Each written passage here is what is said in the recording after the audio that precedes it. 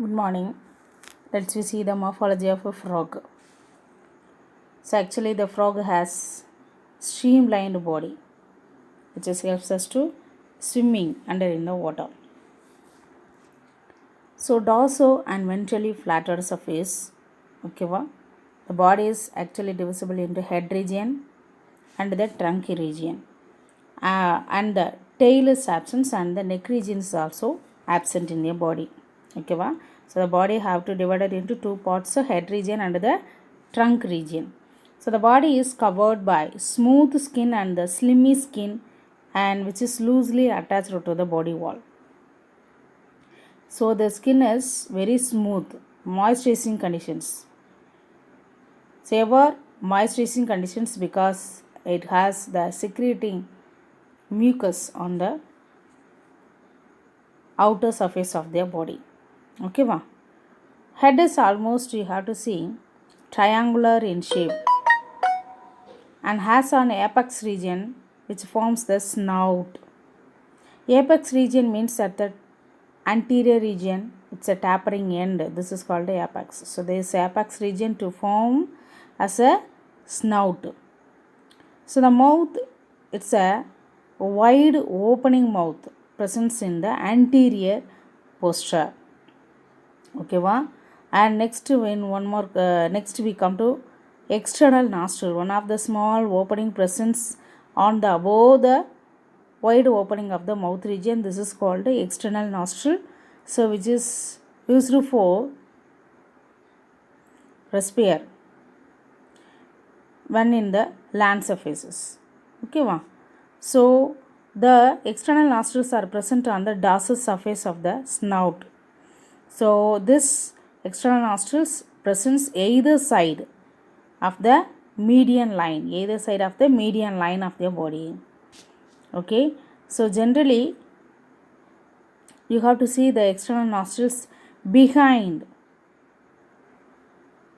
protected like that of the bulging eyes, protected like that of the membrane presence in the bulging eyes can be seen. So this type of the bulging eyes has three membranes. The one is a upper eyelid and another one is a lower eyelid and the nictitating membrane. So the upper eyelids upper eyelids is very thick and immovable in nature, and the lower eyelids is movable, and this eyelids is movable, very thin eyelids is present on the eyes. And the third layer of the, you have to see this third layer of the transparent layer means membrane. So this membrane protect the eyes region when the frog is in under the water. Okay, and another one of the part, tympanic membrane. Tympanum means eardrum. So this pair of the tympanic membranes from the eardrum behind the eyes region presents on either side of their body. Frogs have the no external ears, and the neck region not present, and the tail region is also not present. So frogs have no external ears, neck, tail are absent. Okay, so the trunk region, the body of the trunk region has in the front forelimbs and the back side behind the forelimb forming a hind limbs.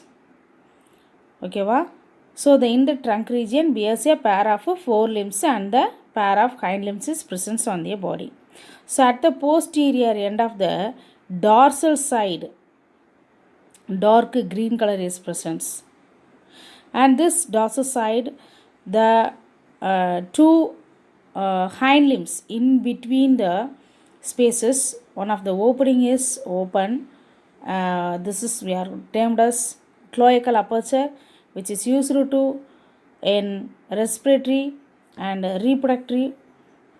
digestive, excretory and reproductive systems. Expel out from the wastes from out of the body. That is the use. Okay, so this is a cloacal aperture.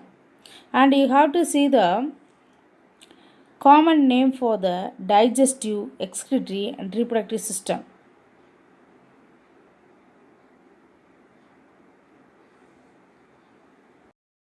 So, in the forelimbs are as short and stumpy and helps to bear the weight of the body. So, weight bearing like that of the forelimbs is present on their body. Short one and stumpy like that appearance in the frog. So, they are also helpful for the landing of the places. So, when leaping time, jump from one place to another places. So, while the jump time, while the landing on the earth surface, which is used to helpful by the four lips on their body. Okay, va? Male Rana hexatactyla with a vocal sac and a nuptial pad frog after the leaping and swimming. So this is you see the structure. This is a sac-like structure present on their snout region. Under the snout region, this is called a vocal sac, sound-producing gland. And another one main characteristics, nuptial pad. So this nuptial pad frog after leaping and swimming time. Okay, va?